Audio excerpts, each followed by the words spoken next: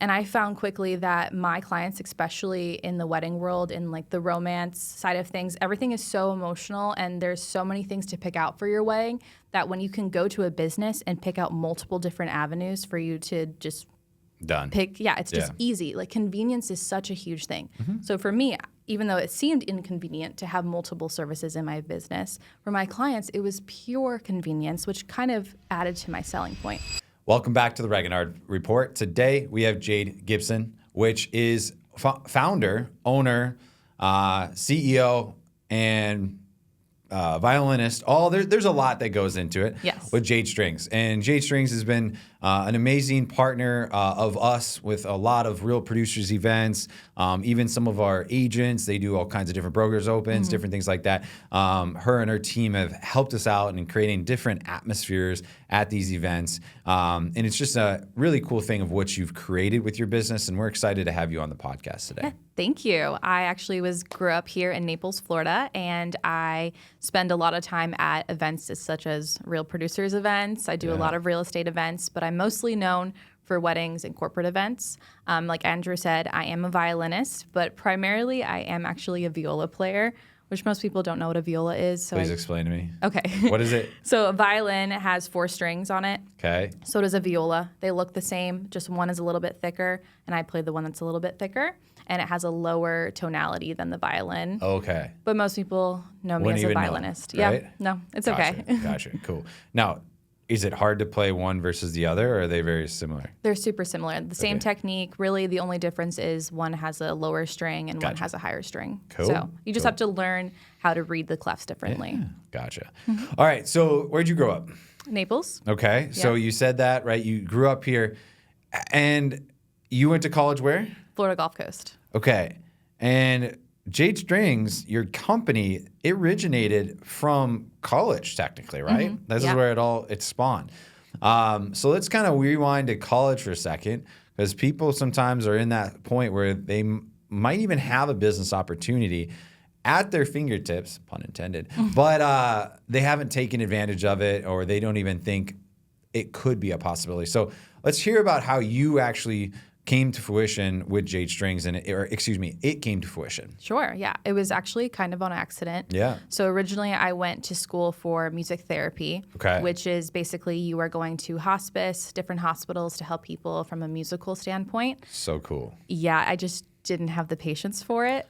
I learned that very quickly, that it was not my thing. I couldn't do it. So I ended up switching to music performance instead, which basically means you are paid to be a performer. I really liked it for one semester, found out quickly that it also was not for me. So I decided I'm just going to leave the music world and go into business school, because nothing can really go wrong with a business degree. So I went over. In so many ways. That's what they all said. So I went over to business school, had the marketing plan all sorted out for me. I had a marketing degree with a minor in management, and I just felt like it was not fueling my creative side at all. I was doing a lot of math classes. I was barely doing any marketing classes, just doing a lot of intro work that I didn't really find was fitting with my lifestyle. Okay. So I went to this event that the entrepreneurship school was hosting. They were just about to open up. They weren't really a degree program just yet, but they were doing kind of like seminars and that sort of stuff. So I walked over there one day, and I met this lady named Dr. Kawanui. She was running the entrepreneurship school. She came up to me and she said, "Well, who are you and what are you doing here?" I said, "I'm Jade. I am a business degree girl trying to make it work. I play violin. I'm honestly feeling like maybe I'm going to start freelancing. Not quite sure exactly what I'm going to do quite yet, but I thought I'd just come over here. I got to do some. Yeah, I need to be inspired, because I'm not feeling inspired at the business school." So she said, "No problem. Listen, let's talk after." Cool. Listened to the seminar, was really great. Went to her office afterwards and told her, "Hey, like I've been freelancing on the side, kind of just like busking outside of Publix, outside of shopping centers, outside at Mercado, actually. Yeah. I feel like this could be a job for me, but it doesn't feel real just yet. I have a lot of things I need to put into place." She said, "No problem. We'll get it worked out for you." So I went home for winter break. My parents live in Naples, so it's really not that far away. I was So like, you I went jumped on home. 75. Yeah, I just went down 75, like Right. 35 minutes. Yeah, exactly. I told My drive was 5 hours when I went home from college. That was like going home was a yeah, little bit. yeah, exactly. Going home doesn't take that much effort. But I was telling my dad about the whole entrepreneurship meeting that I went to. And I said, hey, I really want to be part of this bridal show that's going to happen in February. This was December at the time. And they said, I need this thing called an LLC. Do you know what that is? Because I don't know what that is. So he said, yes, I do know what that is. He's had a couple businesses in his lifetime. So fast forward to Christmas. I'm sitting on the living room floor. All my little cousins are opening up presents. And I'm like, I really don't have that many presents to open. Is that what happens when you get to college? No one really cares anymore. But my dad handed me... You got to buy your own presents at that point. Yeah, no, for real. My dad handed me an envelope, and he said, here's your Christmas present. I was like, okay, hopefully it's just a wad of cash or something. I opened it up, and it was just a confirmation of an LLC. I was like, an LLC. Oh, yes, an LLC. Yes, I remember us talking about this. I need this. I need this. Yeah, I need this. And he says, Merry Christmas. I bought you your LLC. Not sure what you're going to do with it, but I know you needed to set it up. I know you need it. Merry Christmas. That's super cool. It wasn't cool at the time. No. But now, I mean, like... Yeah. What we know now is so cool, but yeah, at the time, Exactly. like, such a disappointment. Why could it be a new violin or what, right? Exactly. Something right? cool. But he said, no, here's an LLC. So I was like, thanks, Dad. I love it. It's great. It ended up being probably one of the best gifts I've ever gotten in my lifetime. So I took the LLC, and he said, we just named it Jade Strings because I know you hadn't landed on a name. That's the name that you and I had talked about. So we just filed it as Jade Strings. You can go ahead and rename it online, but at least you'll have the LLC so you can do the bridal show. So I said, okay, cool. Fast forward to February, I did this bridal show, just kind of handed out cards, played violin, talked to brides, talked to grooms, talked to mothers of the bride, got like my short pitch deck in order very quickly. I had to learn how to pitch myself within like an under 1 minute span because there was about 8,000 clients that came through this bridal show. What? Yeah. 8,000? Yeah, it was a lot. It was over at the Hertz Arena, and there was multiple vendors. So I had to learn very quickly how to pitch myself in like 1 minute, play the violin, move on to the next person. So it was actually a super... That's amazing, yeah. Influential time in my life because I had to learn how to do all of that in just a really short period of time. So I did that bridal show. I got I would say maybe 10 to 12 bookings from that show. But I met a lot of people in the vendor world, which actually was more beneficial than meeting potential clientele. So with that, I met all these different vendors, florists, photographers, planners, venues, and I just went up to them and I said, hey, if you have an event coming up, I would love to play at it. If you have any type of special dinner, I would love to play at it. I also have my best friend who plays violin. She's amazing. Both of us can do it together. We can do it separately, whatever you want to do. So at that time in my life, it was just like a yes man mentality. Whenever someone would call me, I would say, yes, let's do it. Let's do it. Even free of charge or very, very little money at the time.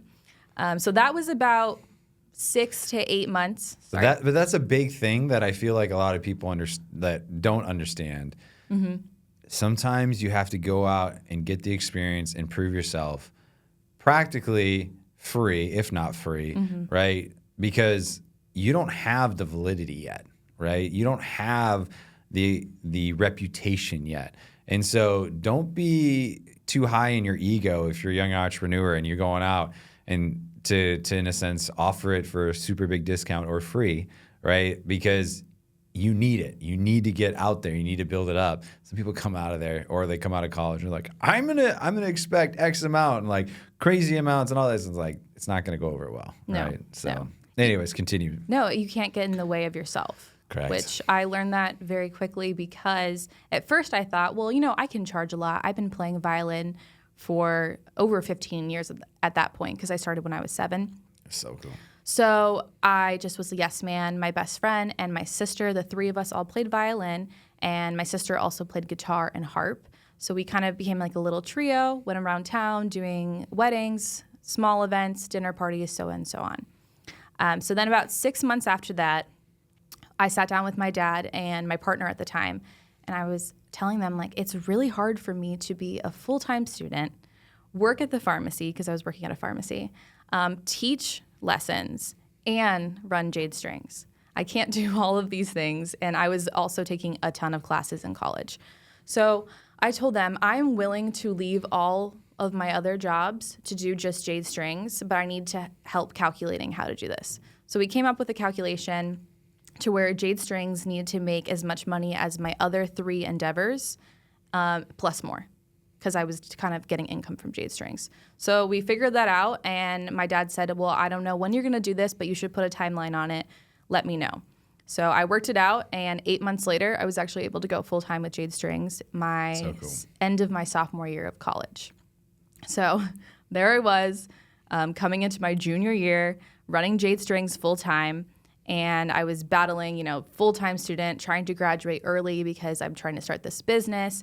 And it was just like this back and forth of trying to make sure I didn't put too many eggs in one basket. Right. Still get good grades, but honestly, I just kind of passed through at the end. Yeah, exactly. I was like, I know this stuff already. So I ended up graduating with a degree in entrepreneurship, which is such an interesting degree to have. It's basically a business degree, but you pick out your own electives. So I picked out electives in hospitality, in accounting, in business marketing, that sort of stuff that I thought I would need. Yeah. So I graduated, and that was the end of 2019. And then lo and behold, 2020, COVID. Oh, yeah. My first time out in the real world with my own job. 3 months into 2020, we're hit with a global pandemic. And as someone who does events professionally for a living, same. Yeah, those were gone in a second. Yeah. So I had to pivot. And for me, it was really hard because a lot of the clientele that I had, they had weddings scheduled for 2020 and 2021, but there was no for sure date when COVID was going to end. So I had to reschedule over 100 weddings and events. And during that time period, we had a lot of emotional clients that, of course, they didn't want to move their weddings, but they had to do so because of the pandemic. But with that being said, moving to the next year meant that I had to charge a rescheduling fee or a cancellation fee, and having to show my clients why I had to do that unless they chose a day that was a Friday or a Sunday. It was a mess. So I really had to learn how to stand my ground. So that year was the year that I learned, you need to stand your ground, do the things that you need to do because you have other people you need to protect. You have an entire business of musicians that you have to protect. They trust you to represent them. And if you're representing them on an emotional scale, you're never going to get anywhere. So I had to kind of have this logistical, emotional time with myself where I needed to protect myself, but more importantly, protect my associates. Right. So that year especially taught me a really big level of self-respect, and also just putting on my big girl pants for the first time and just being this is what we got to do, guys. But no one else was going to do it. No, I was the only person who could. Of course. It's called Jade Strings. Who was I supposed to? Yeah. Sam in the back? It had to be Jade. Yeah. So during that time, I tried to figure out another way I could make income for myself. So we had a bunch of dresses, a bunch of costumes that we had over the years from building a repertoire of just our whole wardrobe for our clients. Yeah. So I said, well, what am I going to do with all these dresses and all these costumes? Maybe I could rent them out, because people were still doing photo shoots just for fun and kind of building their portfolio. So I actually started renting out my costumes and dresses. So I would post them online, say here's this dress. You can have it for 3 days for this price. You can have it for 1 week for this price. Come by and pick it up, or I can meet you somewhere so you can have it. So it was almost like DoorDash for outfits. It was my own run the runway. Jade Strings Rent the Runway.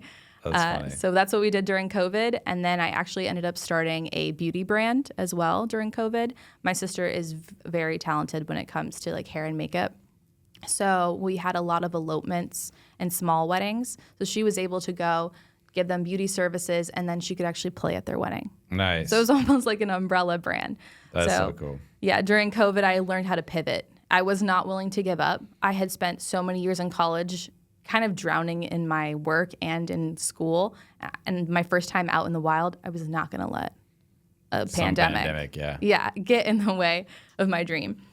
So then COVID stuff kind of fell through finally, and then we were able to go back to regular events. I had built my team during COVID, met more musicians. I added on a saxophone service. I added on a DJ service. I ended up investing in a whole photo booth brand so that when my clients came to me, they could get live music, they could get DJs, they could get bands, and they could get photo booths, all encompassed into one brand. That's amazing, yeah. And I found quickly that my clients, especially in the wedding world, in like the romance side of things, everything is so emotional and there's so many things to pick out for your wedding that when you can go to a business and pick out multiple different avenues for you to just pick, it's just easy. Like convenience is such a huge thing. So for me, even though it seemed inconvenient to have multiple services in my business, for my clients, it was pure convenience, which kind of added to my selling point. So... And from a client standpoint, we appreciate that. Yeah. You know, because like as someone that hires you and uses you at our events, right? Obviously, we got DJ, we got the system, like, you know, we have all these different parts of it. And so, you know, it's just easier because that's something that people are like, how do you do all these events? And the first thing out of my mouth is, well, I wouldn't be able to do it without my amazing vendors. And at time after time, you guys come and it's a little bit turnkey now, right? Because we kind of know what to expect. Yep. We play, you know, I play, boom, boom, boom. So it's a lot easier too, you know, by trial. But having that ability to just pick is so amazing. Yeah, I just try to make my clients' life easier, and that has really helped with the sales of our business. So in 2021, I met someone who was becoming a virtual assistant, and she kind of pitched to me her idea, and I was like, well, I don't really need that. I can handle it all on my own. I'm not in the market for that. And then I started thinking about it, and I was like, I'm spending so much time working in my business that it's not going to grow if I continue doing that. So if I had a virtual assistant that would help me with my emails, my contracts, my invoices, then I can work on the business. So I brought her in 2021. Took a little bit for her to find her place in the business, but eventually she was able to basically run the entirety of the brand. The only thing I was in charge of was more the artistic side of things, the managerial side of things. So 2022 came around, and I said, you know what? I really want to take a sabbatical next year. That would be crazy. I've heard of them, but I don't know if you're supposed to take them in your 20s when you just started a brand. But at this point, I was about, 4-ish years into my brand. So I told her, next year, I really just want to take some time off and see what happens. So my sister ended up needing a job. She had just graduated college, and she had been looking around. And so I went, kind of calculated my finances, and I said to her, hey, do you want to be me for a year and see how life treats you as Jade Strings? She didn't really have a choice because she wanted to travel a lot, and she's my sister. And I really did trust her. I knew she could do it. So she took the reins in the beginning of 2023, February, and we kind of worked together for about a month and a half. And then I said, fly away. You can do it. So I took March till the end of October off of 2023. I was still there if they needed me, for like smaller things or just like maybe like big decisions. But she really did run my brand, and that taught me that my brand can run without me, and I could be doing so many other things to create streams of income for my associates and for myself. So that was a really fun year. I learned a lot about myself that year. I traveled. I think I went to like 6 countries. I took a lot of time off. I started playing pickleball, going to yoga. Oh gosh, we got a pickleball person. I love pickleball.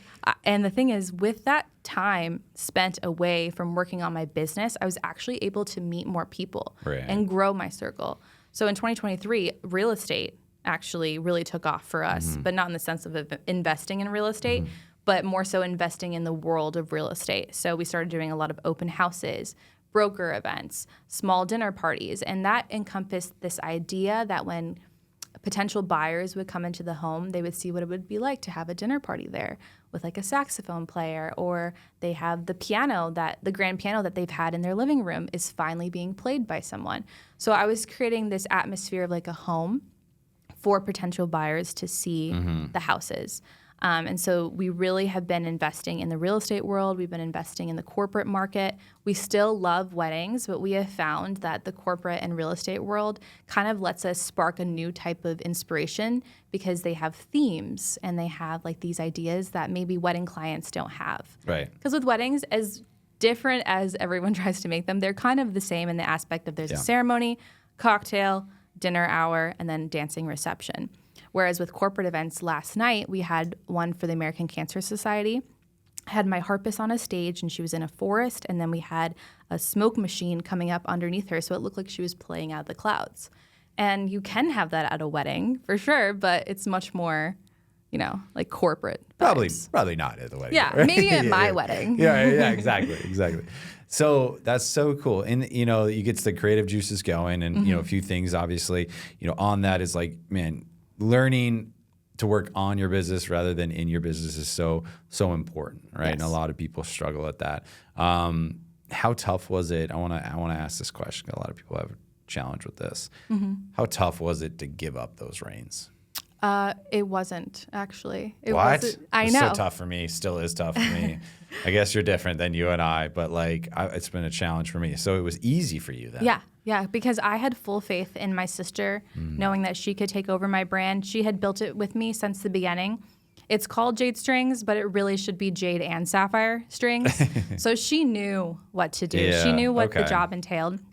It would have been different maybe if it was someone else. Right. But I'm someone I'm just such a big picture person that me letting go of the day-to-day work was not hard for me because I never enjoyed that anyways. I always knew that I liked working on the artistic side of things, on the growth side of things, on the managerial side of things, investing in the people. I could stay away from contracts and invoices for the rest of my life. I really could.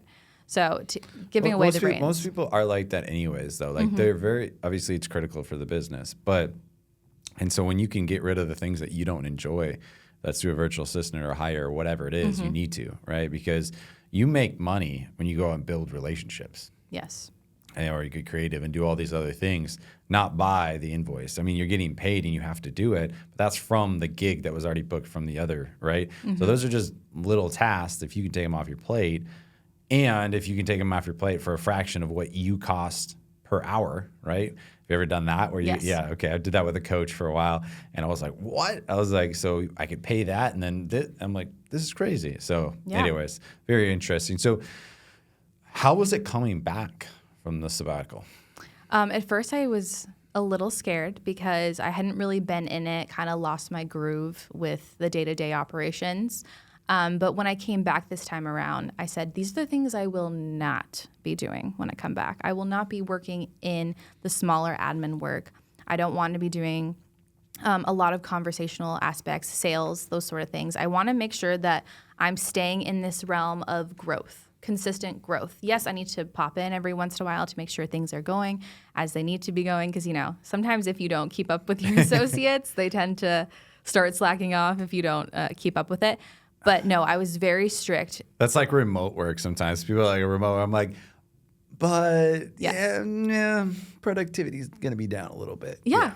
No, it's very true. So, no, I was very strict about what my jobs were when I came back, and I'm still very strict on those. That's why I can go and spend my summer in Europe this year because I want to be away from the day-to-day operations so I can continue working on it. I'm doing a full rebrand. I'm relaunching my photo booth brand because it kind of didn't even have a brand. And so I'll be doing those sorts of things. And for me personally, Rebrand. What's the new name? Jewel Booth.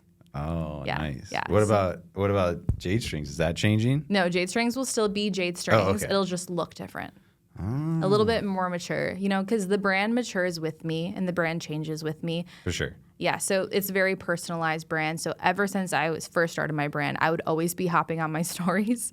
I remember when I first got started, I would go on there and ask for business advice. As a business owner, I had not seen people going on Instagram asking for advice. I would say, hey, I'm thinking maybe I'll do this, this, and this for my brand. What do you guys think? And you would assume that most of the people answering would be like potential clients or current clients, but they were actually entrepreneurs who had already done it.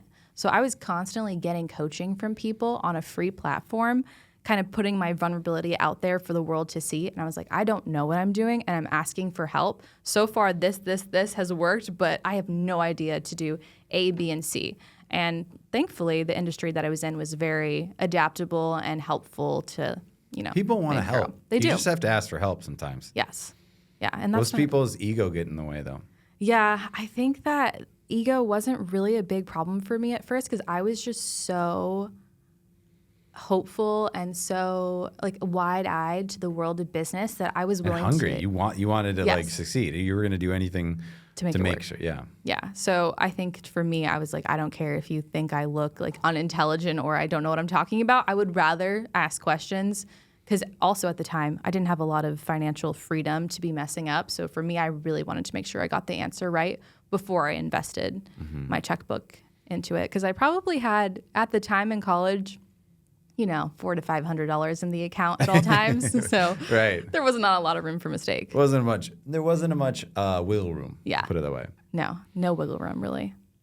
So for someone that doesn't fully know you and your business, what all do you guys offer exactly? I mean, obviously, saxophone, we talked about violinist, some different things, photo booth, but give us the quick rundown. Sure. So what we're most known for is our electric violin services. So we have multiple violinists that have learned how to play the electric violin, and they have tracks behind them with popular songs like top 40, country, really whatever the client wants. So we will come with a speaker system, and the electric violinist will play for 1 to 2 to 3 hours background music. And then our second most booked service is DJ with our electric violin or DJ with saxophone. So basically the same thing. We have a live DJ mixing behind our instrumentalist, creating beats, finding cool new music, meshing songs together, that sort of stuff. So that's what we're known for. And then outside of that, we do ensembles with harps, with guitars, with pianos for wedding ceremonies, wedding cocktail hours. So more romantic, classical, but we're taking classical music to a new level by incorporating stuff like Ariana Grande, Taylor Swift, Sam Smith, that kind of stuff. So that's what we're most known for. Outside of that, we do small background gigs, small ensembles, bands, DJ, and photo booth. Cool. Love that. Yeah. So what's on the horizon for you? And I mean, obviously, you just said you're going to travel a bit. You're going to go to the UK, and I love that. Enjoy that. Have a great time there. Like, you're entrepreneur, obviously, in so many ways, not only just your degree, right, from college, but like your mindset towards it, right? So what are some big things on the horizon, like a 3 or 5 year goal for you? Sure. So I want to create multiple Jade Strings in different parts of Florida and then different parts of the United States. So right now we have a Southwest Florida team that has about 15 to 20 musicians. And then I also opened a East Coast team. So I have Miami, Palm Beach, and the Keys. And I have 4 girls over there that do that entire area. Wow. And then I have a team over in Tampa that does Central Florida, Sarasota, Orlando, St. Pete area. So instead of having my team travel to all these areas, I was thinking to myself, we spend so much time in the car going back and forth, checking in and out of hotels. Why could I not just replicate what I have here in different parts of the state? So right now we have 3 different areas, and I want to move on to like more of like a national level is the plan. But with that, I have to make sure that I have good managers in each area to make sure the Jade Strings brand is being properly represented. So that's what we're working on right now, properly representing Jade Strings in multiple areas. I love it. I love it. Yeah. Well, Jade, I just want to say thank you so much for everything you've done for me and my businesses personally, and helping out a lot of the realtors, business partners that we have, and everyone. Obviously, you've created such cool atmospheres at all of our events, and we just really appreciate that. And I also want to say thank you for coming on here and sharing your time, your experience. People have learned a lot from you. I guarantee it. People could be resonating in different ways, and so I just want to say thank you for coming on the podcast. Yeah, thank you. Let's do it again next week. Exactly. So if they're interested in booking you, getting more information, joining your team, different things like that, put all the information below, on this the video, as well as links and whatnot. So anyways, you guys can reach out to her, Instagram, Facebook, all the social platforms. Be sure to follow her. And we'll see you guys on the next Regenhard Report. Thank you. Thank you.